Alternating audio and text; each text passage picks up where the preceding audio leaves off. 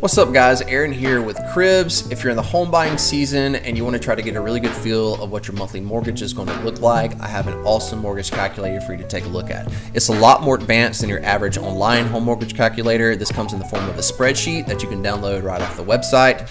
I'm going to break it down for you and show you how it works, so let's jump into it. In my area, average home sales are about 875, so we're going to start there. You can change any of the values in the white boxes to whatever you need them to be, so we're going to keep it 875. I do want to play around with the down payment, so we're at 20%. If you'll keep an eye on this box here, row 21, you'll see there is no PMI payment yet because I'm putting 20% down on the house. However, if I change that to, let's say 10%, we're going to start paying monthly PMI on this loan. Let's say we're doing maybe 5% like an FHA loan, a minimum of 3.5, whatever. You can play around with these numbers, but let's keep it 10 for now just to look at PMI. So our real monthly payment right now, 10%, $875,000 house at a 7% interest rate is $6,400. Okay, so let's say I have a little bit more in savings. I'm about to sell a house. I'm going to make a good amount of money on that. I can do 20%, so that significantly changes my PITI payment. And PITI stands for principal, interest, taxes, and insurance. So this is the total that goes into an entire package of a mortgage. Okay, so my PMI has fallen off because I'm putting 20% down. I have a hefty down payment of $175,000, but I've prepared for that. I can do that.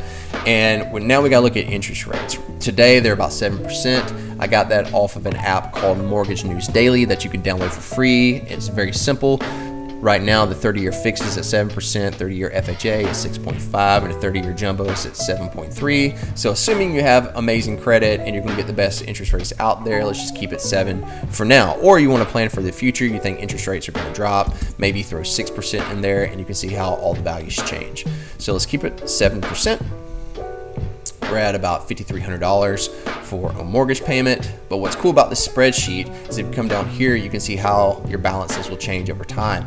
So let's say I have about a $6,000 budget every month for my mortgage. It's coming in at about $5,300. So I want to add an extra payment to my principal every single month, maybe of $500. And then we can come over here and see how that changes. In our summary box, we're paying a total interest of $691,000 total payments. But check this out. We started out with a 30-year mortgage, and by adding $500 a month to the mortgage, we're going to pay this thing off in 22 years, 270 payments. So it gives you all the information you need. Let's say you have quite a bit extra that you want to add every month to your principal, and you can pay this thing off in 18 years. You can see all the data down here and how that breaks down. The other thing you want to be aware of is your tax assessment rate and how to calculate that. So let's change this extra payment back to something more realistic. Say $100, $200, $300. Your tax assessment rate is something that you can find by just asking an agent or doing some searching online. Let's take a look at a house, $885,000 for this house in Williamson County, Tennessee. We can pull up the CRS data here, and you can get rates on your state website. Here, I've already Googled it and found it. They show you how they get your tax rate. You can look at the equation down here. So we're gonna follow these guidelines and enter it into the spreadsheet as the spreadsheet calculates it for us. So for here, we have Franklin and Williamson County, City of Franklin and the County of Williamson. We're gonna add these two together, which makes about 2.16. Let's go back to our spreadsheet. So we have an assessed tax rate. Property taxes are going to be about $4,700 every single year. Quick disclaimer about this mortgage calculator.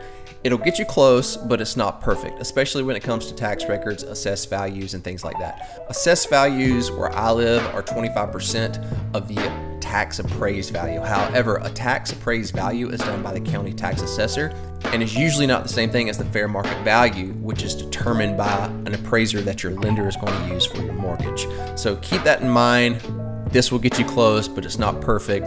But $1,000 or so difference in property taxes is not going to change your monthly mortgage that much. So this will still give you a pretty good idea of what your monthly mortgage will be.